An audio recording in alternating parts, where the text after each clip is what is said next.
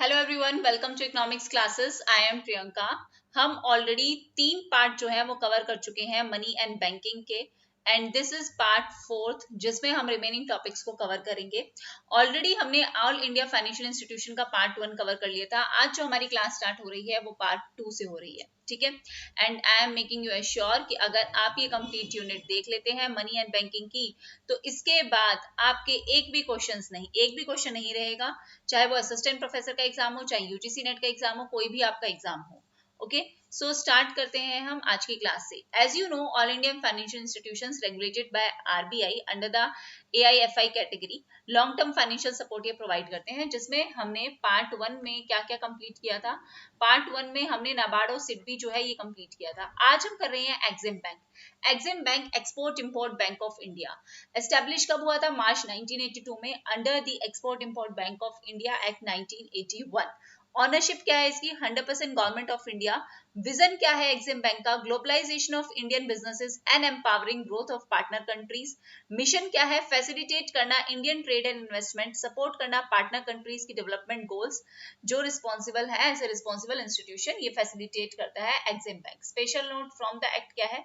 ये एक्ट करेगा must act on business principles with due regard to public interest. Public के interest में जो है ये काम करेगी organisation.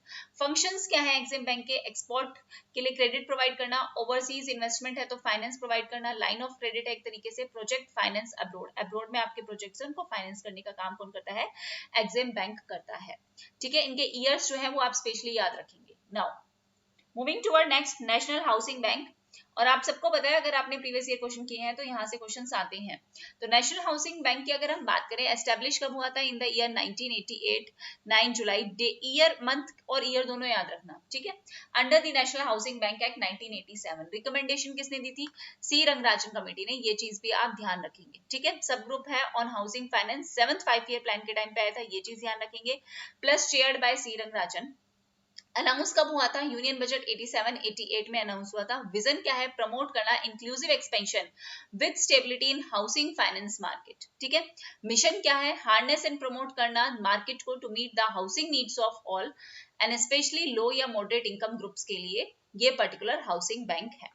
Regulation versus supervision. RBI जो है रेगुलेट करता है हाउसिंग फाइनेंस कंपनीज को, और NHB national housing bank supervise करता है इन सबको, ठीक है। जितने भी हाउसिंग बैंक है जो हाउस के लिए पर्टिकुलरली लोन देते हैं।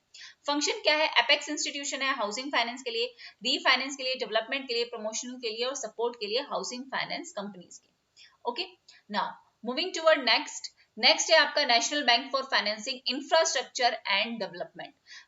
कब एस्टेब्लिश हुआ? In the year 2021। Important, under this act 2021 act.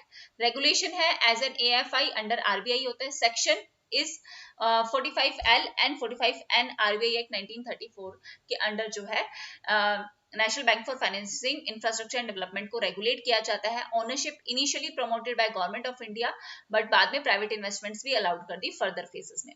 5th AFI है आफ्टर नाबार्ड, सिडबी, एग्जिम और नेशनल हाउसिंग बैंक के बाद 5th नंबर का है हमारा ये national bank for financing infrastructure and development. Vision क्या है? ग्लोबली रिकॉग्नाइज्ड है जो हमारी डीएफआई, कैटलाइजिंग इंफ्रास्ट्रक्चर फाइनेंसिंग, किस क्या क्या करने के लिए? Transformative growth of India, India की ग्रोथ के लिए। मिशन क्या है?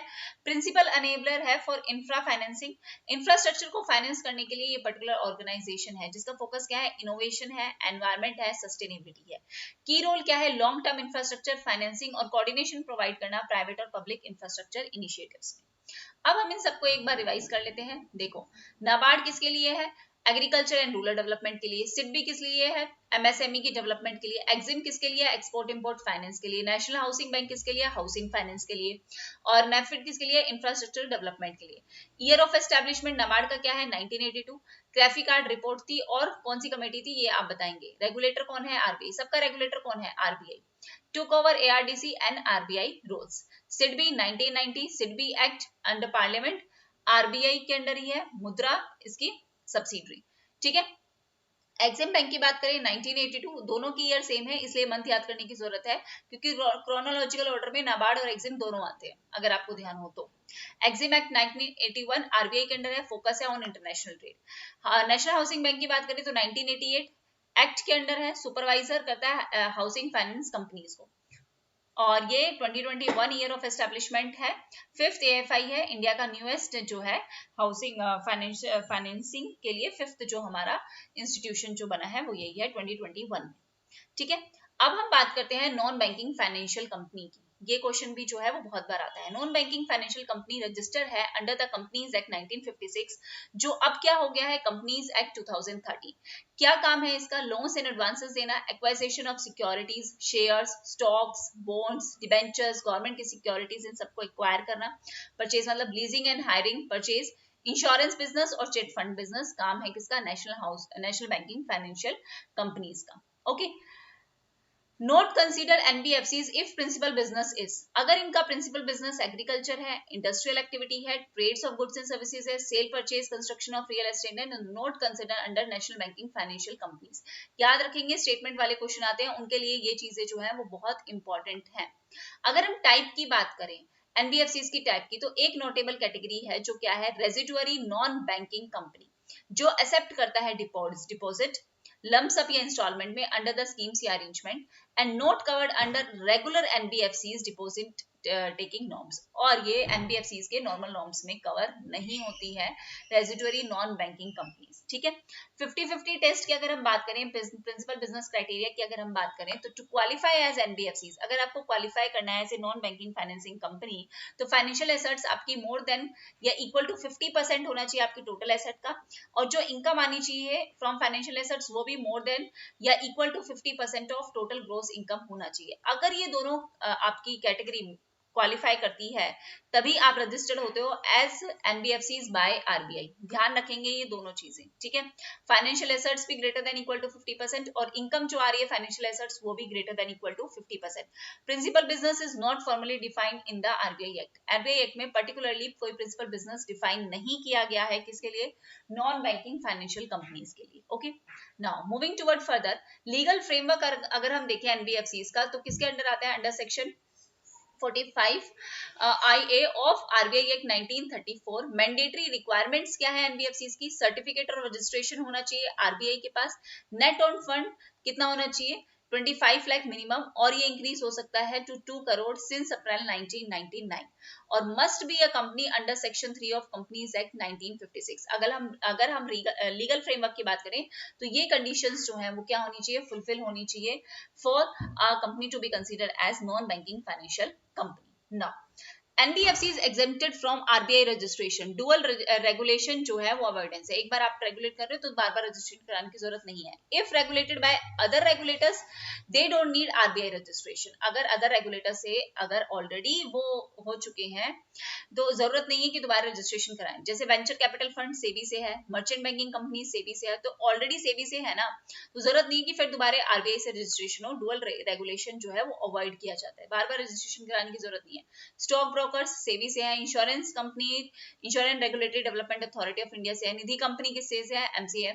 एमसीए से, जो कंपनीज एक्ट के अंदर आता है। चिट फंड जो है वो चिट फंड एक्ट के अकॉर्डिंग है। Housing finance companies national housing bank के अकॉर्डिंग है, अब ये आरबीआई के अंदर है। स्टॉक एक्सचेंज सेबीज के अंदर है। म्यूचुअल बेनिफिट जो कंपनीज होती है वो सेंट्रल गवर्नमेंट के अंडर या फिर मिनिस्ट्री ऑफ कॉर्पोरेट अफेयर्स इनके अंडर जो है वो रेगुलेट हो रही हैं। तो जरूरत नहीं है कि इनको अलग से जो है कोई रेगुलेशन करवाने की नीड है, कोई भी रिक्वायरमेंट है।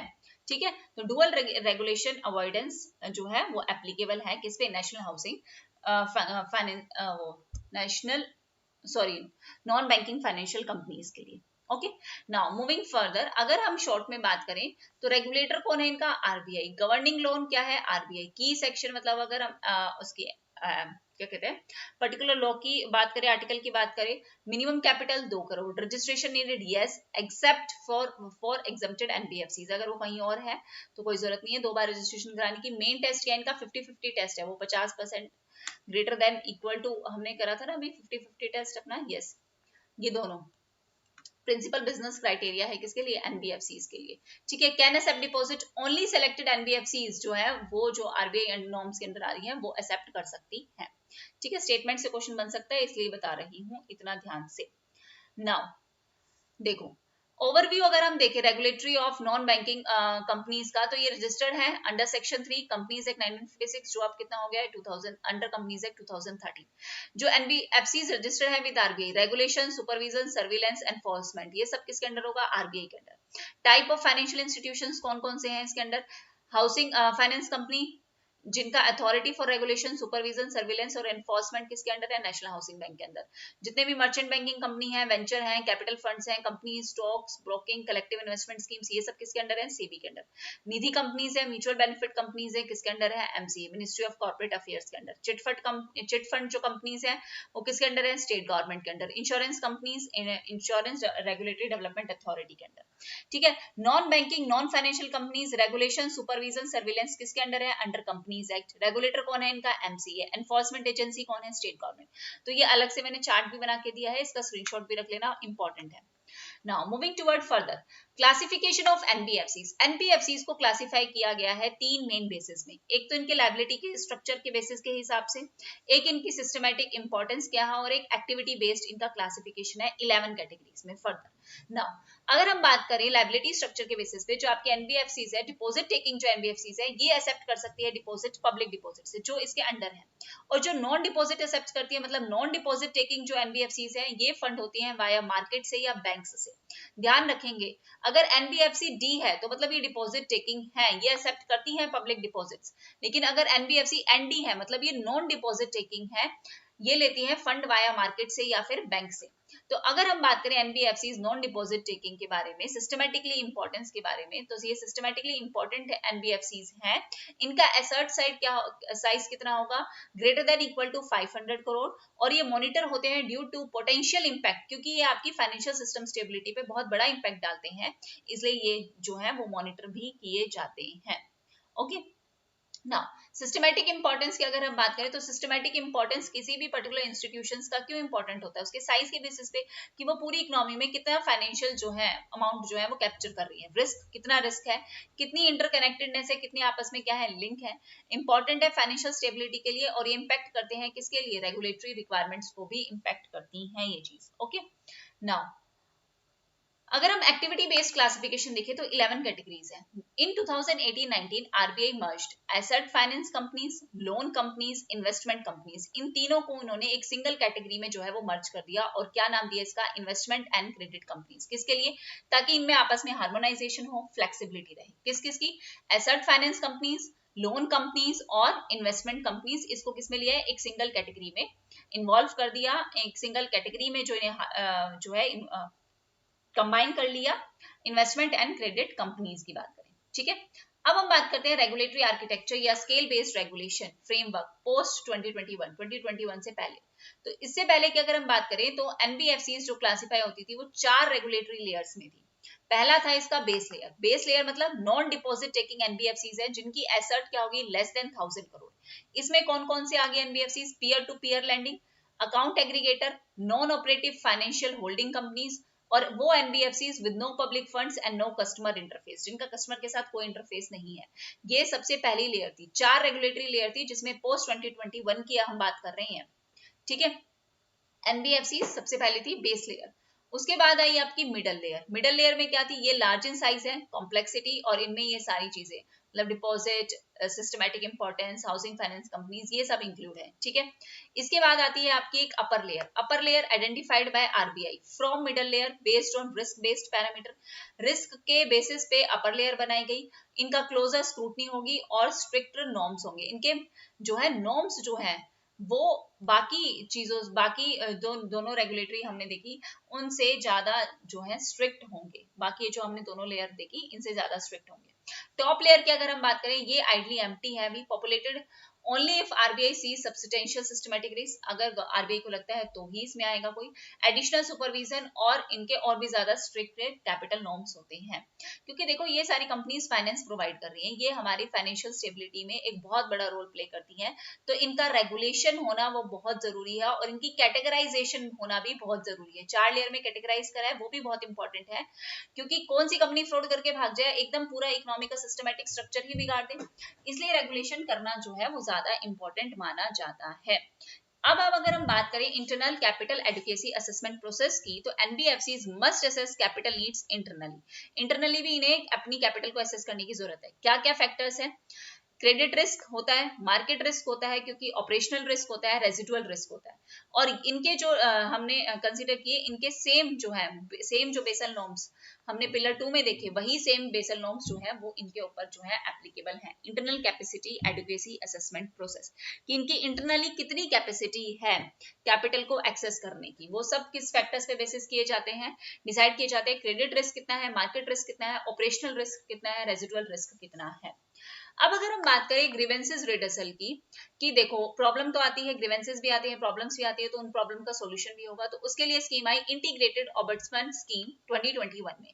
इंटीग्रेटेड ऑम्बड्समैन स्कीम 2021 जिसने मर्ज की, पहले जितनी भी स्कीम्स थी उन सबको मर्ज कर लिया, सारे बैंक्स, एनबीएफसीज, पेमेंट ऑपरेटर्स सबको कवर किया है। क्या ऑफर करते हैं? एक सिंगल प्लेटफॉर्म है, टाइम बाउंड ग्रीवेंसेस रिड्रेसल है, कि आपको टाइम दे दिया कि 3 दिन में आपकी प्रॉब्लम का सॉल्यूशन हो जाएगा, तो हो जाएगा। इससे क्या होता है? ट्रस्ट और कॉन्फिडेंस जो आता है इन आरबीआई रेगुलेटेड एंटिटीज। अगर मुझे पता है कि ये पर्टिकुलर एंटिटी है, मैं इसमें पैसा लगा रही हूँ और ये किसके अंडर आ रही है, ये आरबीआई के अंडर आ रही है, तो हमारा एक ट्रस्ट जनरेट होगा कि ये तो सरकार की चीज है, इसमें कोई घपला नहीं होगा, हमें ट्रस्ट इश्यूज नहीं आएंगे, हमें कॉन्फिडेंस रहेगा। इसलिए ही इस चीज को एनहेंस किया गया। और इसके लिए ग्रीवेंसेस को सॉल्व करने के लिए, आपकी जो प्रॉब्लम्स आती है उनको सॉल्व करने के लिए एक स्कीम बनाई गई, इंटीग्रेटेड ऑम्बड्समैन स्कीम, जिसमें सारी जो पहले की स्कीम्स थी उनको भी क्या किया गया, कवर किया गया, मर्ज किया गया, और जितने भी बैंक्स हो, एनबीएफसीज हो, पेमेंट ऑपरेटर्स हो, सबको इसमें इंक्लूड किया गया। अगर हम बाकी other non banking financial institutions की अगर हम बात करें, तो इसमें आते हैं इन्वेस्टमेंट ट्रस्ट, जो भी हमारे इन्वेस्टमेंट बैंक है, जो क्या करते हैं, सेविंग्स को मोबिलाइज करते हैं, सिक्योरिटीज में इन्वेस्ट करते हैं, हमें एक लॉन्ग टर्म लोन प्रोवाइड करते हैं। मर्चेंट बैंकिंग अंडर राइटिंग हमारे जो कमीशन है वो भी हमें देते हैं, जैसे एलआईसी है, जीआईसी है, जनरल इंश्योरेंस, लाइफ इंश्योरेंस, ये क्या है, यूटीआई है, यूनिट ट्रस्ट ऑफ इंडिया, ये सब क्या है, ये इन्वेस्टमेंट ट्रस्ट है। दूसरे एनबीएफआईज की अगर हम बात करें, डेवलपमेंट बैंक्स, ये भी हमें लॉन्ग टर्म फाइनेंस प्रोवाइड करते हैं इंडस्ट्रीज को। किस लिए किए जाते हैं? प्रमोशनल और डेवलपमेंटल रोल है इनका। नेशनल लेवल पे कौन कौन है डेवलपमेंटल बैंक्स में? IFCI, ICICI, IDBI. State level पे अगर हम देखें, state financial corporation, district level पे है। तो ये जो है नेशनल लेवल और स्टेट लेवल पे हैं, डेवलपमेंटल बैंक्स हैं, ये भी किसके पार्ट है? एनबीएफआईज के ही पार्ट है। इन्वेस्टमेंट में एलआईसी, जीआईसी, यूटीआई आ गया, आपका डेवलपमेंट बैंक्स में ये आ गए। फिर अगर हम अदर इंस्टीट्यूशंस की बात करें, तो other non financial assistance, mainly supportive services, जैसे national small industrial development corporation, state small industrial development corporation, technical consultancy organisation, ये भी फाइनेंशियल सर्विसेज जो है वो इकोनॉमी में प्रोवाइड करते हैं। अगर हम इसका रिकैप देखें, तो देखो लाइबिलिटी के बेसिस पे अगर हम देखें, एनबीएफसीज डी डिपॉजिट्स और नॉन डिपॉजिट्स को, तो ये एक्सेप्ट करते हैं और नहीं करते हैं। ये तो डिपॉजिट एक्सेप्ट करते हैं, ये नॉन डिपॉजिट टेकिंग है। साइज की अगर हम बात करें, तो एनडीएसए, इनका एसेट साइज कितना होता है, जो इंपॉर्टेंट चीजें हैं हर चीज की, वो यहाँ पे लिखी हुई है, ठीक है। साइज के हिसाब से बात करें, इनका एसेट साइज कितना होगा, सिस्टमैटिक इंपॉर्टेंस का एसेट साइज ग्रेटर देन और इक्वल टू 500 करोड़। एक्टिविटी में देखें तो 11 टाइप्स की हैं आफ्टर 2018, किसके लिए? हार्मोनाइज करने के लिए।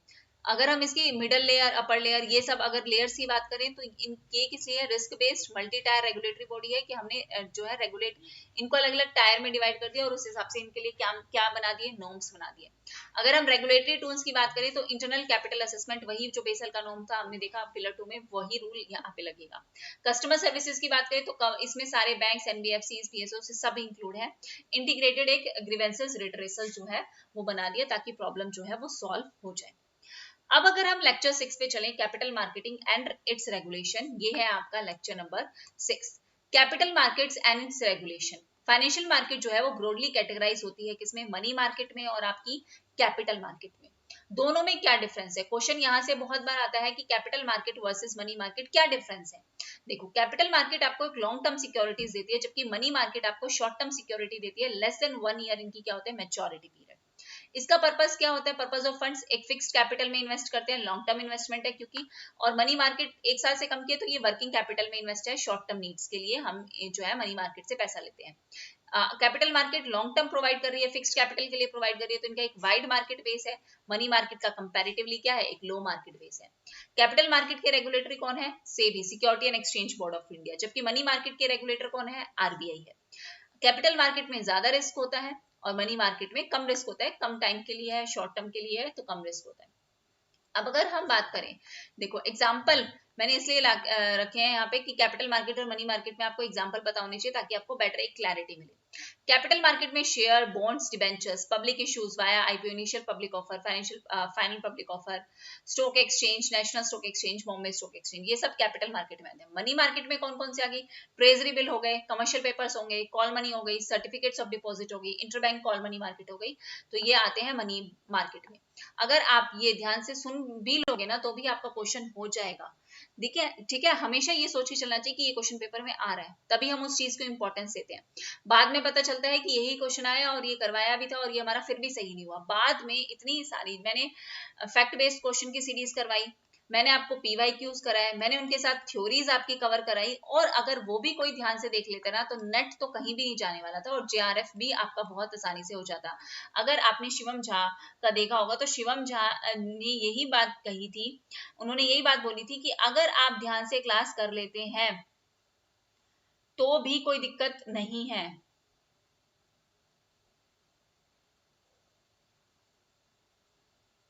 अगर आप ध्यान से क्लास कर लेते हैं तो भी कोई दिक्कत नहीं है, आप ध्यान से अगर एक एक चीज जो है वो समझ लो तो भी आपके क्वेश्चन सॉल्व हो जाते हैं।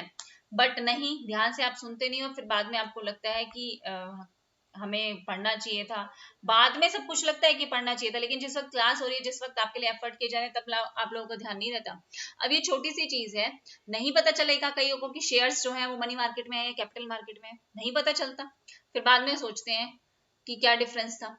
अगर हम कैपिटल मार्केट के ओवरव्यू व्यू की बात करें कि कैपिटल मार्केट है क्या, तो कैपिटल मार्केट क्या करती है, एक लिंक क्रिएट करती है बिटवीन सेविंग्स, सरप्लस सेक्टर में जो सेविंग्स है मेनली हाउस होल्ड्स की, और सेविंग जो डेफिशिट सेक्टर में, मतलब इंडस्ट्रीज को, बिजनेसेस को सेविंग्स चाहिए, और सेविंग्स कर कौन रहा है, हाउस होल्ड कर रहे हैं। तो उन दोनों के बीच में लिंक, कि इनके पास पैसा है और इन्हें पैसा चाहिए, तो इनके बीच में एक लिंक क्रिएट करना, तो ये फैसिलिटेट करते हैं transfer of long term funds from savers to those in need of capital for business operations. Savers से पैसा कहाँ जाता है, जो बिजनेस ऑपरेट कर रहे हैं उनके पास।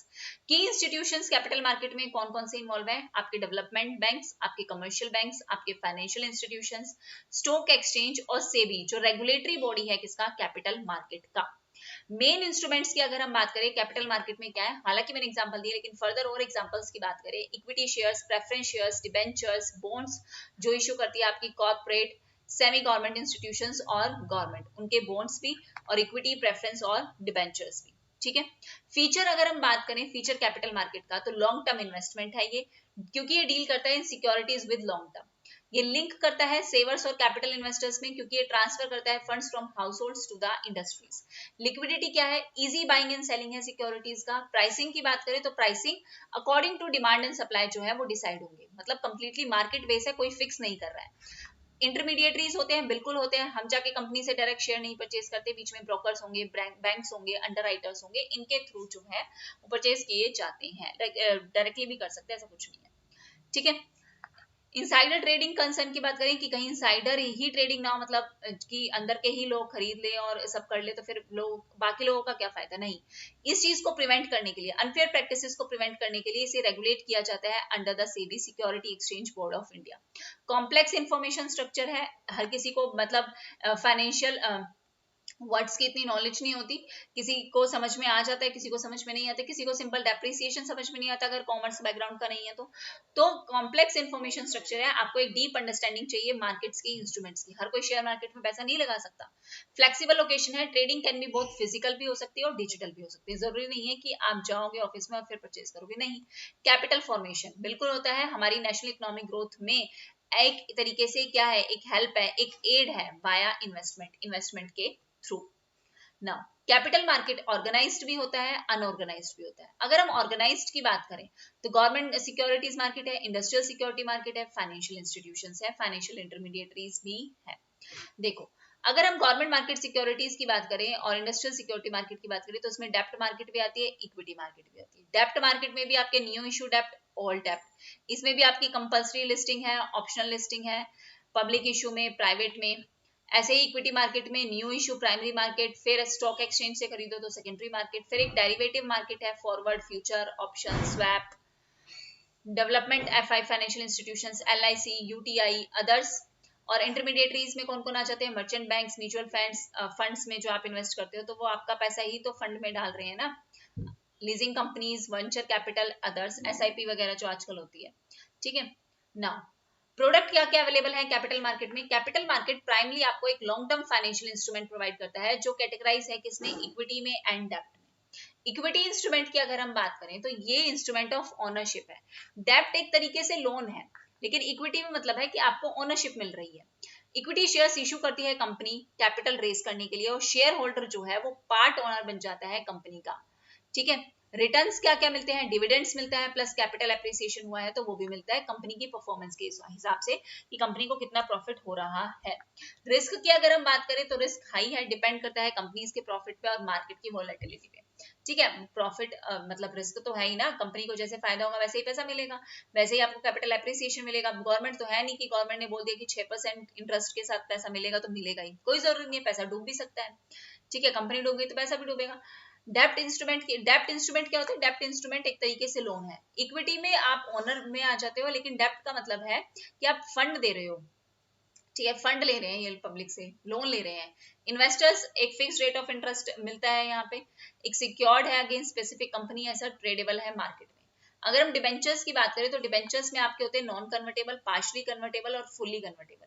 नॉन कन्वर्टेबल जो एंटायरली रीपे किए जाते हैं कैश में, मतलब आप उन्हें कन्वर्ट नहीं करा सकते। पार्शली कन्वर्टेबल में ऐसा होता है कि कुछ आप शेयर्स अपने इक्विटी में भी कन्वर्ट करा सकते हो। फुली कन्वर्टेबल आपने लिए हैं तो मतलब आप कंप्लीटली अपने जो डिबेंचर्स को किसमें कन्वर्ट करवा सकते हो? इक्विटीज में करवा सकते हो।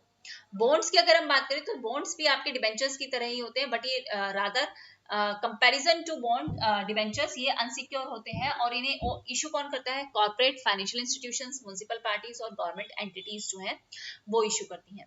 गवर्नमेंट डेब्ट की अगर हम बात करें तो गवर्नमेंट सिक्योरिटीज में आता है ये, इसमें लॉन्ग टर्म बोरिंग इंस्ट्रूमेंट है जो गवर्नमेंट ऑफ इंडिया लेती है। मेच्योरिटीज की 1 से 30 साल तक होती है। रिस्क बिल्कुल नहीं होगा, सरकार है क्योंकि गवर्नमेंट ही दे रही है इसकी गारंटी।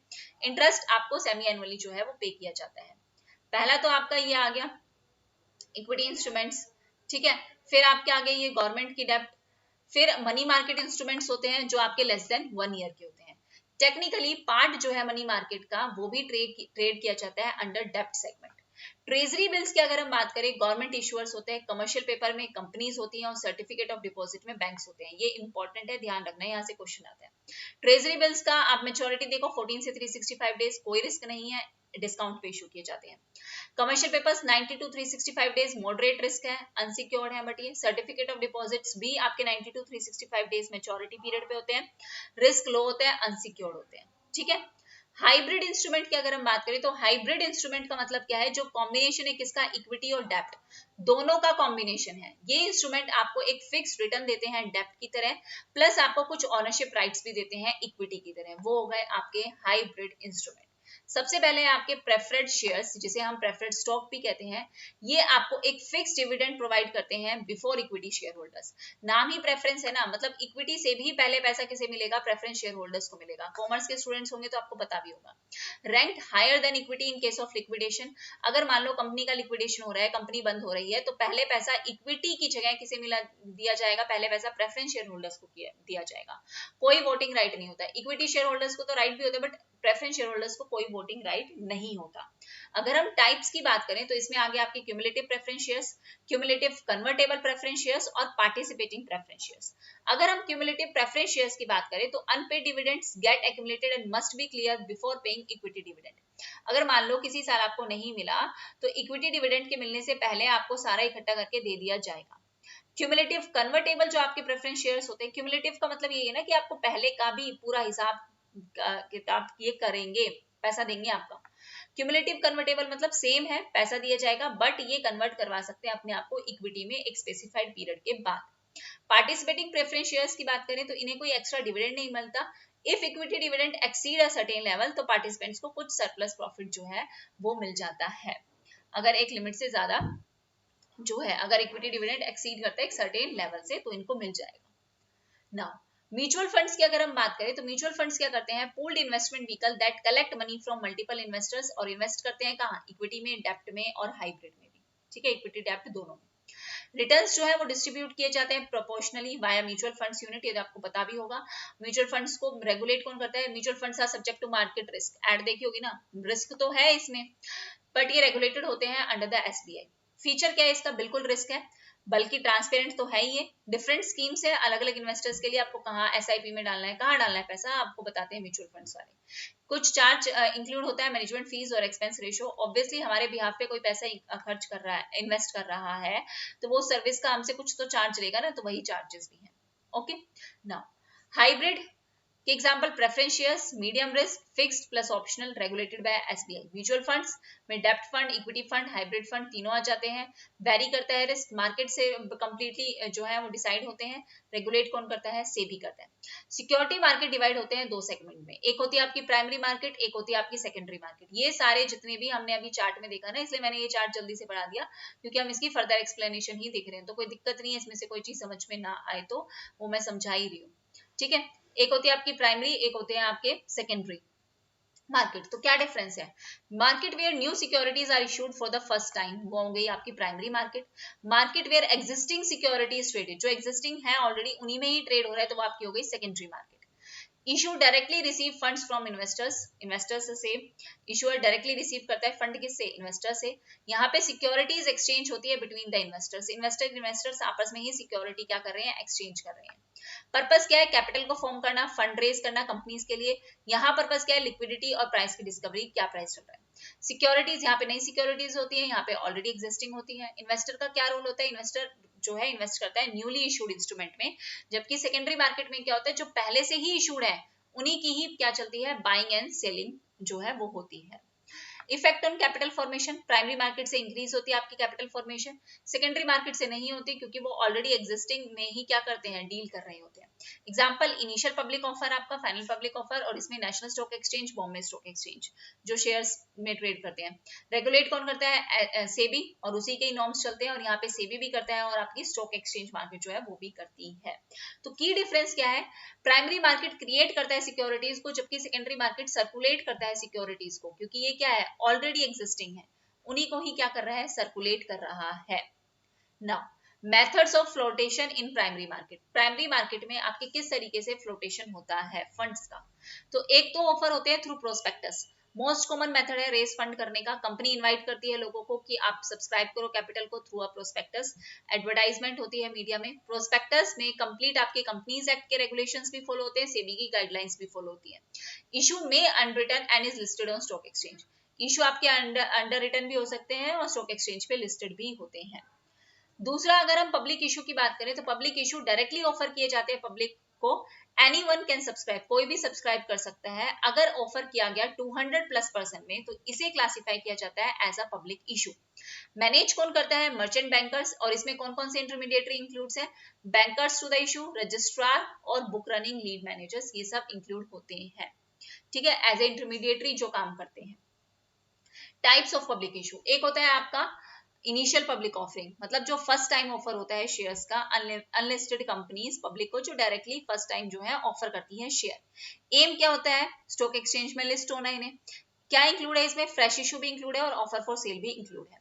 बुक बिल्डिंग प्रोसेस, जो इशू कौन करता है, इशूड होते हैं आईपीओस के अंडर ही।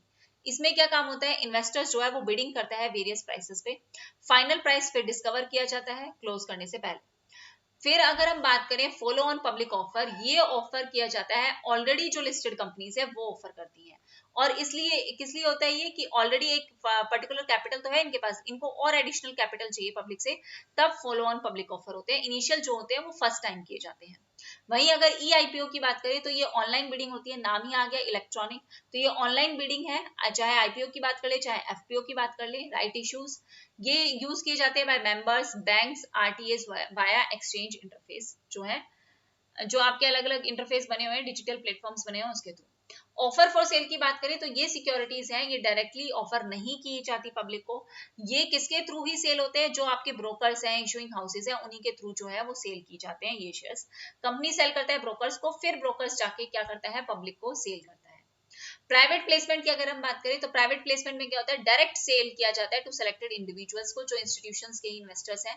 कोई प्रोस्पेक्टस इसमें इशू नहीं किया जाएगा। प्रोस्पेक्टस इशू करने का तो मतलब है ना कि पब्लिक को दे दिया, एडवर्टाइजमेंट करी, बट नहीं, प्राइवेट प्लेसमेंट, प्राइवेट नाम है तो प्राइवेट ही है। लिमिटेड टू मैक्सिमम 50 इन्वेस्टर्स तक ही लिमिटेड है। फास्टर और लो कॉस्ट मेथड है, 50 से ज्यादा इन्वेस्टर्स नहीं है, मैक्सिमम 50 है। क्वालिफाइड इंस्टीट्यूशनल प्लेसमेंट की अगर हम बात करें तो ये मेथड है फॉर लिस्टेड कंपनीज का टू इशू शेयर्स सिक्योरिटीज किसको, to qualified institutional buyers only. Regulate कौन करता है इन्हें, सेबी रेगुलेट करता है। No need to file a lengthy prospectus with SEBI, आपको एक बड़ा सेबी के पास पहले एक प्रोस्पेक्टस बड़ा फिल करने की जरूरत नहीं है इस केस में, जो क्वालिफाइड इंस्टीट्यूशनल प्लेसमेंट है। ठीक है, ये मेथड है फॉर लिस्टेड कंपनीज जिससे वो इशू कर सकते हैं अपनी शेयर्स को, अपनी सिक्योरिटीज को, बट किसको, सिर्फ टू क्वालिफाइड इंस्टीट्यूशनल बायर्स को ही कर सकते हैं, पब्लिक को नहीं। राइट इशू की अगर हम बात करें तो ये राइट इशू किस लिए दिए जाते हैं, राइट मतलब जो आपके एग्जिस्टिंग शेयर होल्डर्स हैं in proportion to their shareholding, उन्हीं के लिए ऑफर किया जाता है। इन्हें ऑफर किया जाता है डिस्काउंटेड प्राइस पे। Rights can be accepted, rejected और ट्रेडेड, ये लोग एक्सेप्ट भी कर सकते हैं, रिजेक्ट भी कर सकते हैं और फर्दर ट्रेड भी कर सकते हैं। एसबा की अगर हम बात करें तो ये एप्लीकेशन सपोर्टेड है by blocked amount. Investors authorise bank to block amount in account until allotment, जब तक अलॉटमेंट ना हो जाए। शेयर्स का अलॉटमेंट देखा होगा ना आपने, जब आपने अकाउंट्स करी होगी 12th में, तो इन्वेस्टर्स ऑथराइज किए जाते हैं बैंक को to block amount in account until allotment तक।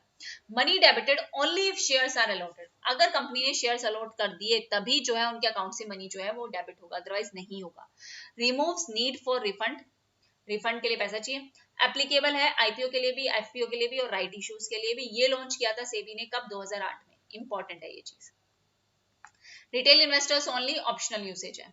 ठीक है, अगर हम अब की पॉइंट्स की बात करें, prospectus, target group general public, IPO FPO general public, offer for sale general public, private मतलब सेलेक्टेड इंस्टीट्यूशंस, क्यूआईपी वही क्वालिफाइड, राइट इश्यूज आपके एग्जिस्टिंग, एस्पा आपके रिटेल इन्वेस्टर्स, टारगेट ग्रुप है। एस्पा क्या करते हैं, ब्लॉक फंड टिल अलॉटमेंट, जब तक अलॉटमेंट ना हो जब तक, और डेबिट हो, अगर आपके अकाउंट से तब डेबिट होंगे तब आपके शेयर्स अलॉट किए गए। राइट इश्यूज में ऑफर किया जाता है एग्जिस्टिंग शेयर होल्डर्स को, क्यूआईपी में इशू किया जाता है क्वालिफाइड जो है। ठीक है, प्राइवेट प्लेसमेंट में लिमिटेड है, आपको पता है 50 से ज्यादा को नहीं कर सकते, मैक्सिमम 50 है।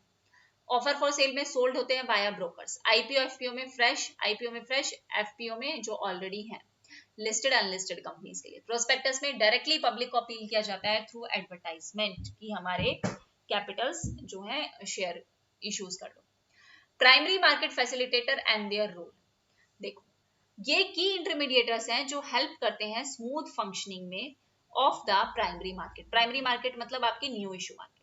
सबसे पहले अगर हम अंडर राइटर की बात करें तो अंडर राइटर क्या है, ये एक पर्सन है या इंस्टीट्यूशन है जो गारंटी देता है that purchase of securities in case the public does not fully subscribe to the issue, कि मैं गारंटी दे रहा हूं कि अगर आपने मान लो अगर 1000 shares at the rate of 50 each मान लो आपने किया, तो ये पर्सन या इंस्टीट्यूशन है जो गारंटी देगा कि वो परचेज करेगा सिक्योरिटीज इन केस अगर पब्लिक ने ये पूरे के पूरे सब्सक्राइब नहीं किए। मान लो 900 ही सब्सक्राइब हुए, 800 ही सब्सक्राइब हुए, तो बच्चों ये कौन करेगा, अंडर राइटर। ये डिफाइन है अंडर सेबी रूल्स 1993, एंश्योर करती है मिनिमम सब्सक्रिप्शन जो है वो मीट होगा ही होगा। ठीक है, मर्चेंट बैंकर या लीड मैनेजर की बात करें तो ये भी रजिस्टर है under with SEBI regulation act 1992 के अंडर। एक्ट करते हैं as a book running lead manager, handle करते हैं मेजर जो आपके प्री इश्यूज या पोस्ट इश्यूज एक्टिविटीज होती हैं उनको। प्री इश्यूज मतलब प्रॉपर डिलीजेंस होना चाहिए, प्रोस्पेक्टस कैसे ड्राफ्ट करना है, सेबी और आरओसी को कंप्लाइंस कैसे करना है, प्रॉपर उनका फॉलोअप कैसे लेना है। पोस्ट इश्यूज बाद में मैनेज करना, रिफंड, डीमेटेरियलाइजेशन, लिस्टिंग, ट्रेडिंग, मतलब प्री पोस्ट दोनों इशू, शेयर इशू करने से पहले बाद में सब कुछ देखेंगे। बैंकर्स टू इशू की अगर हम बात करें तो शेड्यूल बैंक्स है जो परफॉर्म करते हैं वन और मोर इशू रिलेटेड फंक्शंस। ये क्या हैंडल करते हैं, collection of applications, money from investors. ठीक है, एप्लीकेशन मनी जो है वो कलेक्ट करने का काम करते हैं। रजिस्ट्रार टू इशू की बात करें और शेयर ट्रांसफर एजेंट्स की बात करें तो ये हैंडल करते हैं collection and processing of application forms, maintain करते हैं रिकॉर्ड इन्वेस्टर्स का, एप्लीकेशन मनी का, डिस्पैच करते हैं डॉक्यूमेंट्स जैसे कि अलॉटमेंट लेटर, रिफंड वगैरह सब कुछ। देखो ध्यान से एक एक चीज सुन लेना, हर एक चीज इंपॉर्टेंट है। हालांकि आपको शायद लग सकता है नहीं, लेकिन जब paper out of the box आएगा तब आपको लगेगा कि ये बहुत इंपॉर्टेंट था। बेनिफिट क्या है प्राइमरी मार्केट का, सेफर है, मोर रेगुलेटेड इन्वेस्टमेंट एनवायरनमेंट है, जितने भी इन्वेस्टर्स है वो रिसीव करते हैं सिक्योरिटी सेम प्राइस पे, कोई प्राइस मैनिपुलेशन नहीं है कि अमीर है तो उसके लिए ज्यादा, गरीब है तो उसके लिए कम, नहीं। No need to time the market like in secondary market, secondary में तो ऑलरेडी एग्जिस्टिंग है, वेट करना पड़ेगा, आज शेयर मार्केट ओपन होगी फिर करेंगे, नहीं। डायरेक्ट कैपिटल एक्सेस है कंपनीज को, लीडिंग टू इकोनॉमिक डेवलपमेंट, जिससे डेवलपमेंट होगा देश का। अगर हम बाकी टर्म्स की बात करें फाइनेंशियल मार्केट में जो आ सकती हैं, गोइंग पब्लिक की बात करें तो गोइंग पब्लिक का मतलब क्या है, means converting private capital into public capital by issuing shares to public through an IPO, private को पब्लिक कैपिटल में कन्वर्ट करना। Not the same as taking loans, loan लेना नहीं है, loan do not involve public ownership, loan में आपकी public ownership involve नहीं होती। रेड हेरिंग प्रोस्पेक्टस की अगर हम बात करें तो ये प्राइमरी आपका आईपीओ डॉक्यूमेंट है जो फाइल्ड होता है with SEBI, contain most companies detail except share price and number of shares, इसको छोड़ के बाकी कंपनीज की डिटेल होंगी इस प्रोस्पेक्टस में। Use to watch investors interest, की मतलब आपका इंटरेस्ट जगे, कंपनी के बारे में आपको पता होगा तभी तो आप पैसा इन्वेस्ट करोगे, तो उसके लिए है ये प्रोस्पेक्टस। मार्केट शेयर की बात करें तो मार्केट शेयर इंडिकेट करता है कि how much of total market revenue और unit sales a company holds, कितना मार्केट में एक कंपनी का कितना होल्ड वो करती है, कितनी वो सेल करती है पूरे मार्केट में। अगर ये ए प्रोडक्ट है तो ए प्रोडक्ट ये कंपनी कितना दे रही है मार्केट में। मेजर इन परसेंटेज, एग्जांपल एक company with 30% market share control करता है 30% इंडस्ट्री सेल, जो मैंने अभी आपको एग्जांपल दिया। मार्केट सेगमेंटेशन की बात करें तो मार्केट सेगमेंटेशन का मतलब क्या होता है, dividing a broad market into sub groups with similar needs, interest और कैरेक्टरिस्टिक्स, हेल्प करता है कंपनीज को टारगेटिंग मार्केटिंग मोर इफेक्टिवली। ठीक है। कॉन्टेंगो की बात करें तो ये सिचुएशन वेयर फ्यूचर प्राइस ज्यादा है आपके, more than spot price of the commodity, future price आपके ज्यादा है स्पॉट प्राइस से। Traders except prices to rise in future, traders ये एक्सपेक्ट करते हैं कि प्राइसेस फ्यूचर में राइज होंगे। Can earn arbitrage profit by buying cheap now and selling later, वही सट्टेबाजी की पहले खरीद लो बाद में बेच दो, पता है कि पैसे फ्यूचर में ज्यादा होंगे। Now types of secondary capital market, अगर हम टाइप्स की बात करें तो इसमें आपका stock exchange, over the counter market, फिर आपके आगे सेबी वगैरह, देखते हैं कितना बचा है। उसके बाद आपका आ जाता है लेक्चर 7, चलो ये 6 तो कंप्लीट कर ही लेते हैं। ठीक है। स्टॉक एक्सचेंज, सेकेंडरी मार्केट की अगर आप बात करें सेकेंडरी कैपिटल मार्केट की तो उसमें आगे स्टॉक एक्सचेंज, फॉर्मल है, सेंट्रलाइज्ड मार्केट है for trading securities. Example Bombay stock exchange establish हुआ 1875 में, नेशनल स्टॉक एक्सचेंज 1992 में। हाईली रेगुलेटेड है, transactions are safe and transparent, transactions आपकी सेफ भी हैं ट्रांसपेरेंट भी है। मेजर इंडिसेस की बात करें तो Bombay stock exchange Sensex, base year क्या है इसका 78-79, base value 100। Nifty national stock exchange. Over the counter market की बात करें तो इनफॉर्मल मार्केट है, not through a stock exchange, stock exchange के थ्रू नहीं होती, इनफॉर्मल मार्केट है, मोस्टली स्मॉल या अनलिस्टेड कंपनीज के लिए है। डायरेक्ट कॉन्ट्रैक्ट होता है किसके बीच में, इन्वेस्टर्स और डीलर्स के बीच में। एक्सचेंज ट्रेडेड मार्केट की बात करें तो ये एक ऑक्शन मार्केट है, जितना भी ट्रेड है वो जाएगा go through central exchange, ensure करेगा transparency and regulation. Okay. Secondary market intermediator की अगर हम बात करें तो custodian, stock brokers, sub brokers और पोर्टफोलियो मैनेजर, ये इनके फंक्शंस जो है वो मेंशन है। कस्टोडियन की बात करें तो सेफ कीपिंग करता है क्लाइंट की सिक्योरिटी और बाकी सर्विसेज। स्टॉक ब्रोकर की बात करें तो ये रजिस्टर है किससे, सेबी से, and stock exchange buying and selling securities करता है क्लाइंट की। सब ब्रोकर की अगर हम बात करें तो sub broker not an exchange member, ये एक्ट करता है on behalf of stock broker to help investors. Portfolio manager की बात करें तो मैनेज करता है पोर्टफोलियो ऑफ सिक्योरिटीज क्लाइंट के लिए और उन्हें रिलेटेड जो है वो एडवाइस देता है। नाउ सेबी, सेबी की बात करें तो सेबी आपका फॉर्म हुआ था as a non statutory body, कब, 12 अप्रैल 1988, लेकिन ये स्टेट्यूटरी बॉडी कब बना, 30 जनवरी 1992 under SEBI act 1992। Main objective क्या है सेबी का, इन्वेस्टर्स के इंटरेस्ट को प्रोटेक्ट करना, रेगुलेट करना स्टॉक सिक्योरिटी मार्केट को, प्रमोट करना मार्केट की डेवलपमेंट। अगर हम स्ट्रक्चर की बात करें तो एक चेयरमैन है, 4 होल टाइम मेंबर्स हैं और 4 आपके पार्ट टाइम मेंबर्स हैं। सेबी का हेडक्वार्टर कहाँ है, मुंबई में। Okay. Now moving toward next chapter, next chapter है आपका नेगोशिएबल इंस्ट्रूमेंट एक्ट 1881। यस, इसको मैं अलग से सिर्फ एक क्लास में ले लूंगी, नेगोशिएबल इंस्ट्रूमेंट एक्ट की ही क्लास ले लूंगी। बाकी आपके 6 लेक्चर तक आपका मनी एंड बैंकिंग कंप्लीट हो चुका, सिर्फ एक लेक्चर बचा है आपका और उसके बाद आपका मनी एंड बैंकिंग कंप्लीट। उसके बाद जो है पीवाईक्यूज मैं अलग से करवा दूंगी बीच में कभी भी, और फिर हम बाकी टॉपिक्स जो है वो स्टार्ट करते हैं। Okay, so thank you very much everyone, take care and bye bye. Please share with maximum number of students.